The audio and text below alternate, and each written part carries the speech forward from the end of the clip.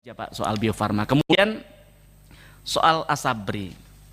Asabri ini setiap tahun ambil premi dari pensiun dari dari apa dari negara begitu terhadap pegawai-pegawai di di industri ketahanan begitu Pak. Nah, tapi ketika salah investasi, kenapa harus kita yang menanggung begitu? Kenapa harus negara lagi yang menanggung? Minta tanggungan, minta ini dong kepada yang sudah yang sudah melakukan salah investasi begitu Pak.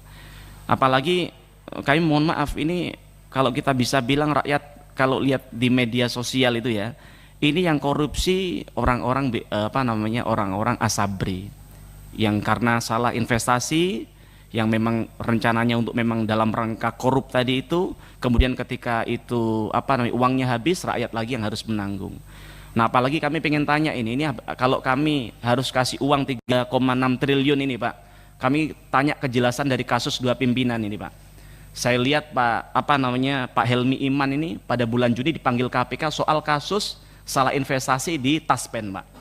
Nah, sekarang Bapak Direktur Keuangan di Asabri, yang ini pernah terjadi hal yang sama. Nah, saya pengen tanya bagaimana kasus Bapak di Taspen ya kan? Dan bagaimana pandangan Bapak setelah masuk di Asabri ini, ada nggak salah investasi hari ini Pak? Yang ini akan kami catat, kalau memang ada salah investasi ke depan akan kami kejar kepada Bapak.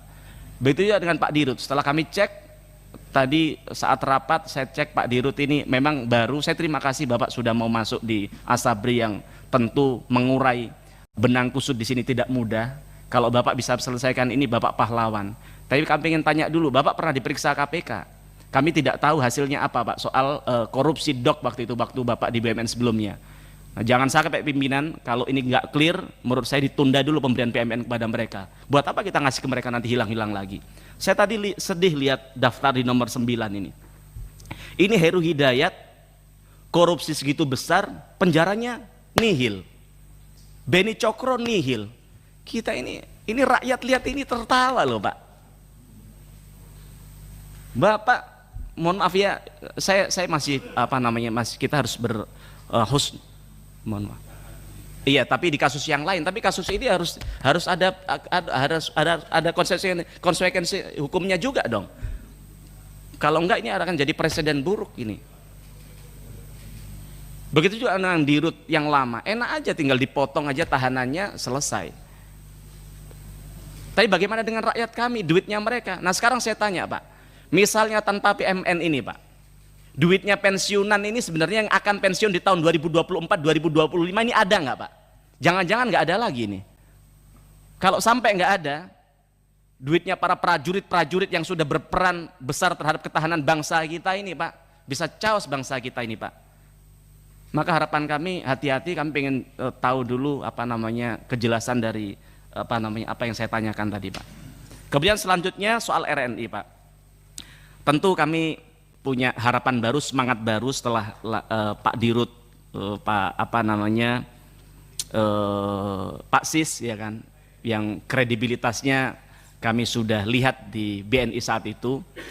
Dan kami jujur senang, Bapak tahu beberapa hari sebelum Bapak diganti kami teriak di tempat ini karena RNI justru culas terhadap rakyat dalam soal pengelolaan bahan pokok ini. Bagaimana saat itu saya bilang bahwa ketika harga kita teriak harga beras mahal, harga minyak mahal, justru RNI satu-satunya yang terdepan menjual dengan harga mahal begitu.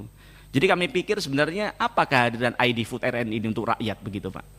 Dan kemudian yang disampaikan oleh Pak AB tadi betul, kami juga tanya ya kan. Bapak diberi sekarang Bapak tahu bawang putih, terus kemudian daging yang itu menjadi peranan Bapak. Saya tanya, Bapak dapat kuota berapa terhadap ini Pak, terhadap barang-barang impor Pak? Nggak usah jauh-jauh, bawang putih deh. Saya pengen dapat info dari situ karena yang kita tahu selama ini semua orang yang mengelola komoditas ini yang impor-impor tidak ada yang rugi Pak.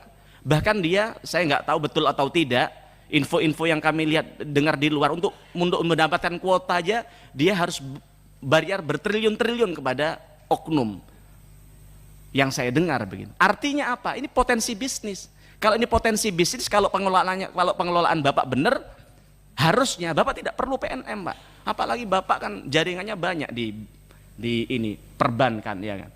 Maka hati-hati betul Bapak. Bapak yang orang baik, jangan sampai mengikuti arus yang ada di dalam, kemudian Bapak dicatat oleh sejarah, Pak Sis yang judul pahlawan di BNI, kemudian Bapak ternyata bagian dari mafia yang turut menjerat rakyat melalui skema-skema seperti ini. Nah, maka tolong ini pikirkan lagi, betul nggak Bapak perlu PMN segitu, ya kan? Dan apakah tidak bisa? Bapak orang perbankan, kalau Bapak hubungan baik dengan kawan-kawan Bapak, saya pikir itu hal yang kecil buat Bapak ini, ya kan. Nah, jadi itu aja untuk untuk RNI. Kemudian untuk AFG, Pak. AFG ini kami semua rakyat tidak akan lupa bahwa AFG ini ada rekam jejak Jiwasraya di dalamnya, Pak. Nah, kami dalam momentum ini Bapak minta 3 triliun, itu aja masih minta penyesuaian IJP, minta dilibatkan dalam rapat komite, kok mintanya banyak begitu. Kalau ternyata tadi kalau kami lihat lagi Bapak paparkan bahwa kalau hanya dikasih PMN kata Bapak, itu tidak akan cukup membuat AFG untung, tidak akan cukup bisa membuat Askrindo dan Jamkrindo ini keuangan jadi membaik. Harus ada syarat lagi, minta penyelesaian IJP dan sebagainya. Menurut saya kalau nggak sanggup tutup aja, kasihkan aja swasta yang mau ini. Saya yakin pasti ada, Pak. Begitu. Jadi itu aja dari kami, hati-hati loh Pak. PMN ini duit rakyat. Bapak setahun 2 tahun bisa aja Bapak berpindah dari tempat ini. Maka menurut Bapak, dengan cara menjaga integritas Bapak adalah bagaimana Bapak bisa hati-hati dalam mengelola dana yang sudah dipercayakan pemerintah, yang dipercayakan DPR, dipercayakan rakyat kepada Bapak. Itu aja, matur nuwun. Assalamualaikum.